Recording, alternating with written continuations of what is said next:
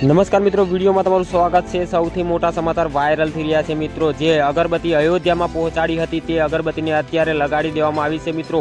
Social મીડિયામાં video viral થઈ રહ્યા છે। તો મિત્રો ખરેખર અગરબત્તી આજે લગાડી દેવામાં આવી છે તો તમે કમેન્ટની અંદર જય શ્રી રામ લખવાનું ભૂલતા નહીં મિત્રો। ચેનલ પર નવા છો તો ચેનલને જરૂરથી સબસ્ક્રાઈબ કરી નાખજો, કારણ કે 5-5.5 લાખ રૂપિયાના ખર્ચે જે અગરબત્તી તૈયાર થઈ હતી એ મિત્રો આજે અયોધ્યાની અંદર લગાડી દેવામાં આવી છે મિત્રો।